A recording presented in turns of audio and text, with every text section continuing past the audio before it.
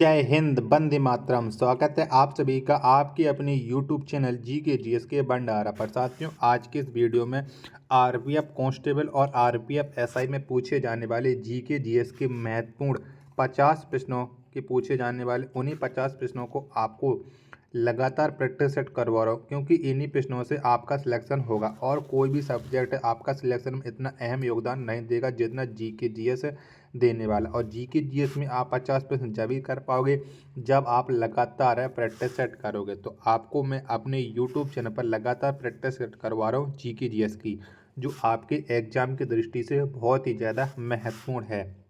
तो साथियों, आज के इस प्रैक्टिस सेट को आप लोग पूरा कीजिएगा, और प्रैक्टिस सेट को पूरा करने के बाद आपको अपना स्कोर है वो ईमानदारी के साथ कमेंट बॉक्स में शेयर करना और बताना है कि आपने इस प्रैक्टिस सेट में से कितने प्रश्न सही किए हैं। तो फिर चलिए शुरू करते हैं आज का अपना ये जी के जी एस के महत्वपूर्ण प्रश्नों का practice set special for RPF SI और आरपीएफ कांस्टेबल। तो प्रश्न आपके सामने 91 है कि उत्तर प्रदेश में आंवले का सर्वाधिक उत्पादन कहाँ होता है। तो कहाँ पर होता है? तो आप जानते हैं कि उत्तर प्रदेश में आंवले का जो सर्वाधिक उत्पादन होता है वो प्रतापगढ़ में होता है।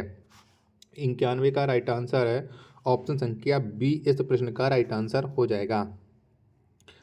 प्रश्न संख्या 92 है आपके सामने कि साम्यवाद के अनुसार समाज का मुख्य दुश्मन कौन है। तो कौन है? तो आप जानते हैं कि समाजवाद के अनुसार समाज का जो मुख्य दुश्मन है वो है निजी संपत्ति। क्या है? निजी संपत्ति। 92 का आंसर ऑप्शन संख्या ए, इस प्रश्न का राइट आंसर हो जाएगा।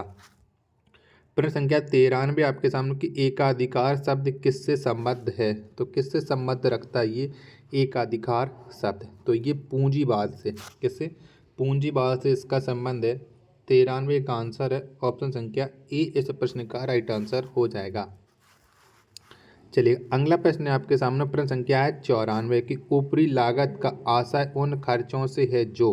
तो बताइएगा इसका मतलब क्या हो जाएगा। प्रश्न संख्या 94 का राइट आंसर ऊपरी लागत का आशय उन खर्चों से है जो। तो ये हो जाएगा मशीनरी तथा उपकरण खरीदने के लिए किए जाएं, यानी 94 का आंसर है ऑप्शन संख्या डी, इस प्रश्न का राइट आंसर हो जाएगा। प्रश्न संख्या 95 है आपके सामने कि भारत के राष्ट्रपति डॉट डॉट की अनुशंसा पर लोकसभा को भंग कर सकते हैं। तो बताओ, भारत के राष्ट्रपति किसकी अनुशंसा पर कर सकते हैं? तो ये भंग कर सकते हैं मंत्रिपरिषद की सलाह पर, यानी 95 का आंसर है ऑप्शन संख्या डी, इस प्रश्न का राइट आंसर हो जाएगा। प्रश्न संख्या 96 आपके सामने के निम्नलिखित में से किस हार्मोन को आपातकालिक हार्मोन कहते हैं। तो किसे कहते हैं आपातकालिक हार्मोन? 96 का आंसर क्या हो जाएगा? तो इसे कहते हैं एड्रिनल। क्या? एड्रिनल। 96 का आंसर ऑप्शन संख्या ए, इस प्रश्न का राइट आंसर हो जाएगा। प्रश्न संख्या 97 आपके सामने के रक्त में हीमोग्लोबिन एक सम्मिश्र प्रोटीन है जिसमें भरपूर मात्रा में पाया जाता है। तो क्या पाया जाता है? 97 का राइट आंसर आपको बताना है। तो इसमें भरपूर मात्रा में लोहे पाया जाता है। 97 का आंसर ऑप्शन संख्या ए, इस प्रश्न का राइट आंसर हो जाएगा। प्रश्न संख्या 98 है आपके सामने, और 98 में आपको मिलान करना है सूची 1 का सूची 2 से आपको मिलान करना है। तो चलिए मिलान करते हैं और इसके बाद आपको बताते हैं कि इस प्रश्न का राइट आंसर है वो क्या हो जाएगा। तो एस्कॉर्बिक एसिड, इसका मिलान किससे होगा?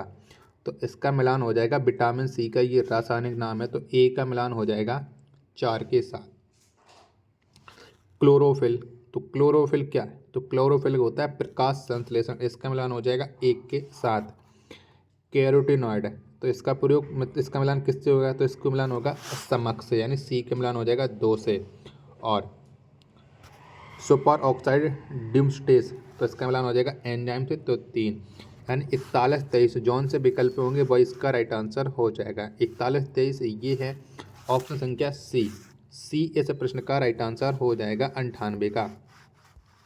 चलिएगा, प्रश्न संख्या 99 है आपके सामने। इनमें बताइएगा कि निम्नलिखित में से कौन सा एक लोहे का अयस्क है। तो बताओ इनमें से कौन है जो लोहे का अयस्क है। तो लोहे उल्का। क्या? लोहे उल्का ये लोहे का अयस्क है। 99 का आंसर है ऑप्शन संख्या सी इस प्रश्न का राइट आंसर हो जाएगा। प्रश्न संख्या 100 है आपके सामने कि परमाणु का संगठन करने वाले 3 मौलिक कण हैं, तो कौन हैं? तो परमाणु का संगठन करने वाले जो 3 मौलिक कण हैं वो हैं प्रोटॉन, इलेक्ट्रॉन और न्यूट्रॉन। यानी 100 का जो राइट आंसर होगा वो ऑप्शन संख्या सी इस प्रश्न का राइट आंसर हो जाएगा। अगला प्रश्न है आपके सामने, प्रश्न संख्या है 101 कि निम्न में से किस राष्ट्रपति ने एक शक्ति का प्रयोग किया था जिसे संवैधानिक शब्दावली में जैवी निषेधाधिकार कहा जाता है, यानी पॉकेट वीटो का प्रयोग है वो कौन से राष्ट्रपति ने किया था? तो आप जानते कि ज्ञानी जैल सिंह ने इस पॉकेट वीटो का प्रयोग किया था और अभी तक किसी भी ने नहीं किया है। तो 101 का आंसर ऑप्शन संख्या सी इस प्रश्न का राइट आंसर हो जाएगा। प्रश्न संख्या आपके सामने 102 है कि परिणामित्र या ट्रांसफार्मर का प्रयोग किया जाता है, तो किससे मतलब किसके लिए किया जाता है ट्रांसफार्मर का प्रयोग?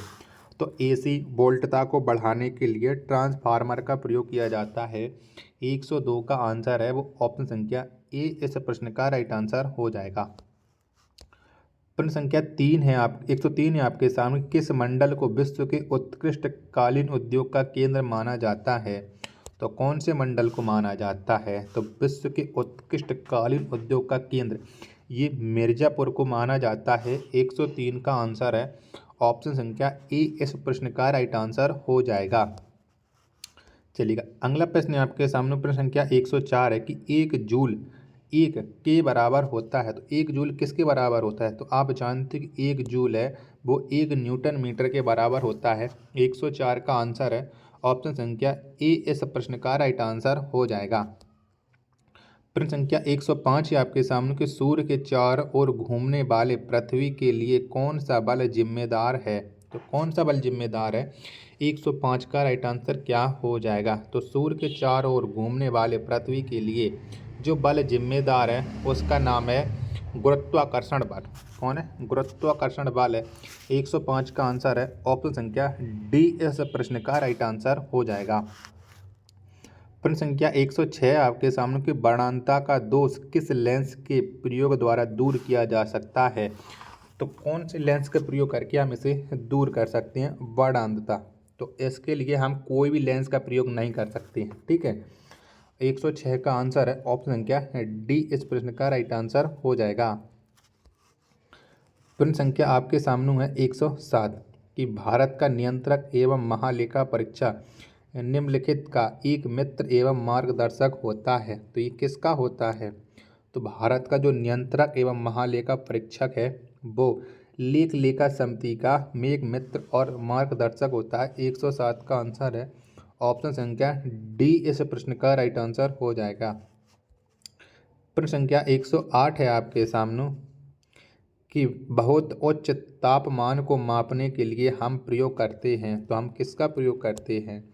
तो बहुत उच्च तापमान को मापने के लिए हम ताप वैद्युत उत्तापमापी का प्रयोग करते हैं। 108 का आंसर है ऑप्शन संख्या सी इस प्रश्न का राइट आंसर हो जाएगा। चलिएगा प्रश्न संख्या आपके सामने 109 है कि निम्नलिखित का मिलान करिए, तो इसका हमको मिलान करना है 109 का।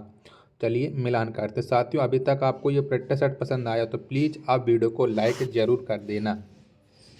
चलेगा तो शीशम, शीशम का मिलान क्या? तो शीशम एक शुष्क बन में होती है, तो ए का मिलान हो जाएगा 3 के साथ। नहीं, शीशम का जो प्रयोग है वो पतझड़ी बन है, क्या पतझड़ी बन है, तो इसका मिलान हो जाएगा 3 के साथ। ए का 3 के साथ। झाड़ियाँ, तो झाड़ियाँ हैं ये हैं शुष्क वन, झाड़ियाँ शुष्क वन के अंतर्गत आती हैं, तो इसका मिलान हो जाएगा 4 के साथ। भोज, तो भोज जाते हैं अल्पाइन वन के अंतर्गत, तो सी का मिलान हो जाएगा 2 के साथ। और सुंदरी वन, तो ये आते हैं गरान वन के अंतर्गत, ए का मिलान हो जाएगा 1 के साथ। तो यानी 34 21 जौन से विकल्प होंगे वही इसका राइट आंसर हो जाएगा। तो 34 21 ये है ऑप्शन संख्या डी में, तो डी है वो इस प्रश्न का राइट आंसर हो जाएगा। चलिएगा प्रश्न संख्या आपके सामने है 110 कि मंत्रिपरिषद के विरुद्ध अविश्वास प्रस्ताव लाने के लिए लोकसभा के कितने सदस्यों की संख्या होनी चाहिए? तो कितने सदस्य हैं ये जो अविश्वास प्रस्ताव ला सकते हैं? 110 का राइट आंसर। तो 50 सदस्यों की, किसकी, 50 सदस्यों की संख्या होनी चाहिए। ऑप्शन संख्या सी इस प्रश्न का राइट आंसर हो जाएगा। प्रश्न संख्या 111 आपके सामने की मैकमोहन रेखा द्वारा अलग किए जाने वाले देश हैं। तो मैकमोहन जो रेखा है वो कौन कौन से दो देशों के बीच में है? तो आप जानते कि मैकमोहन रेखा भारत और चीन के बीच में है। तो 111 का क्या, 111 का जो राइट आंसर होगा वो ऑप्शन संख्या सी इस प्रश्न का राइट आंसर हो जाएगा। प्रश्न संख्या 112 है आपके सामने कि चांद की तरह प्रभ स्थान दिखने वाला ग्रह है। तो कौन सा ग्रह दिखता है चांद की तरह? तो ये दिखता है शुक्र ग्रह। 112 का आंसर है ऑप्शन संख्या ए इस प्रश्न का राइट आंसर हो जाएगा। प्रश्न संख्या 113 है आपका, और इसको 113 का आपको मिलान करना है। देखो यहाँ पर विकल्प दिए गए हैं, तो 113 में आपको मिलान करना है। तो चलिए फिर मिलान करते हैं 113 का, चलेगा। तो तिरुचिरापल्ली, तो तिरुचिरापल्ली में क्या है? तो आप जानते हैं तिरुचिरापल्ली में है हैवी इलेक्ट्रॉनिक्स उद्योग। तो ए का मिलान हो जाएगा 3 के साथ, किसके साथ, 3 के साथ। विशाखापट्टनम, तो विशाखापट्टनम में जहाज निर्माण। तो बी का मिलान हो जाएगा 4 के साथ। अवडी, तो अवडी में क्या है? तो यहाँ पर है टैंक फैक्ट्री। तो सी का मिलान हो जाएगा 2 के साथ। और चित्तरंजन में है लोकोमोटिव, तो इसका मिलान हो जाएगा 1 के साथ। यानी 34-21 जौन में विकल्प होंगे वो इसका राइट आंसर हो जाएगा। तो 34-21 ये है ऑप्शन संख्या सी, सी इस प्रश्न का राइट आंसर हो जाएगा। चलिए अगला प्रश्न आपके सामने 114 है कि भारत का कौन सा संघ शासित प्रदेश ऐसा है जिसमें 4 जिले हैं किंतु उसके किसी भी जिले की सीमा उसके किसी अन्य जिले की सीमा से नहीं मिलती है? ये आपको बताना है। तो आपको उस केंद्र शासित प्रदेश का नाम बताना है। तो वो केंद्र शासित प्रदेश है पुडुचेरी, जिसके 4 जनपद हैं और वो जनपद अलग अलग राज्यों में स्थित हैं। तो 114 का आंसर ऑप्शन संख्या बी इस प्रश्न का राइट आंसर हो जाएगा। प्रश्न संख्या 115 है आपके सामने कि एक सहकारी समिति के गठन के लिए न्यूनतम कितने सदस्यों की आवश्यकता होती है? तो कितने सदस्यों की आवश्यकता होती है? तो इसके गठन के लिए न्यूनतम 10 सदस्यों की आवश्यकता होती है। 115 का राइट आंसर है ऑप्शन संख्या डी। क्या, ऑप्शन संख्या डी है वो इस प्रश्न का राइट आंसर हो जाएगा। प्रश्न संख्या 116 है आपके सामने कि हिमाचल प्रदेश के किस जिले की सीमा चीन के साथ लगती है? इनमें से हिमाचल प्रदेश का एक जनपद है जो चीन के साथ अपनी सीमा बनाता है। तो वो जनपद है किन्नौर। क्या, किन्नौर जनपद की सीमा है हिमाचल प्रदेश के साथ लगती है। 116 का आंसर है ऑप्शन संख्या ए इस प्रश्न का राइट आंसर हो जाएगा। प्रश्न संख्या 117 आपके सामने कि 1939 में सुभाष चंद्र बोस किसे हराकर कांग्रेस पार्टी के अध्यक्ष चुने गए थे? तो किसे हराकर चुने गए थे? तो ये पट्टाभी सीतारमैया को हरा करके चुने गए थे। और 117 का आंसर है वो ऑप्शन संख्या बी इस प्रश्न का राइट आंसर हो जाएगा। साथियों अगर आपको ये प्रैक्टिस सेट पसंद आया तो प्लीज़ वीडियो को आप एक लाइक जरूर कर दीजिएगा। प्रश्न संख्या आपके सामने 118 है कि भारत के प्रथम गवर्नर जनरल कौन थे? तो कौन थे? तो भारत के जो प्रथम गवर्नर जनरल थे वो लॉर्ड विलियम बेंटिंक थे। कौन? वो लॉर्ड विलियम बेंटिंक। 118 का आंसर है ऑप्शन संख्या ए इस प्रश्न का राइट आंसर हो जाएगा। प्रश्न संख्या 119 है आपके सामने कि निम्न में से किस समाचार पत्र का संपादन गांधी जी ने किया था? तो इनमें से कौन से समाचार पत्र का किया था? तो नवजीवन समाचार पत्र का संपादन है वो गांधी जी ने किया था। 119 का आंसर ऑप्शन संख्या ए इस प्रश्न का राइट आंसर है हो जाएगा। प्रश्न संख्या 120 है आपके सामने कि सिखों का अंतिम गुरु निम्न में से कौन था? तो कौन था? तो सिखों का जो अंतिम गुरु आप जानते कि गुरु गोविंद सिंह ये 10वें गुरु थे सिखों के, और उसके बाद कोई भी गुरु नहीं बने हैं। तो 120 का आंसर है ऑप्शन संख्या सी इस प्रश्न का राइट आंसर हो जाएगा। चलिएगा प्रश्न संख्या 121 है आपके सामने कि भारत में बीबी का मकबरा कहाँ स्थित है? तो कहाँ पर है बीबी का मकबरा? तो भारत में जो बीबी का मकबरा है वो औरंगाबाद में। कहाँ पर है? औरंगाबाद में। और औरंगाबाद का नया नाम परिवर्तन हो गया, आपको कमेंट बॉक्स में बताना है कि क्या है। और औरंगाबाद पड़ता है महाराष्ट्र राज्य में। तो 121 का राइट आंसर है ऑप्शन संख्या बी इस प्रश्न का राइट आंसर हो जाएगा। प्रश्न संख्या 122 है आपके सामने कि आमिर खुसरो एक संगीतज्ञ था और उसके साथ साथ आमिर खुसरो क्या थे। तो आमिर खुसरो सूफी संत थे, फारसी तथा हिंदी का लेखक और विद्वान था, बिल्कुल सही है। इतिहासकार भी थे आमिर खुसरो। तो उपयुक्त सभी यानी 122 का राइट आंसर है डी इस प्रश्न का राइट आंसर हो जाएगा।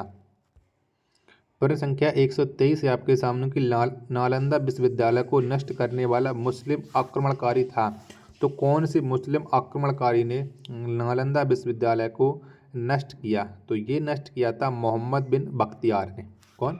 मोहम्मद बिन बख्तियार ने। 123 का आंसर ऑप्शन संख्या सी इस प्रश्न का राइट आंसर है हो जाएगा।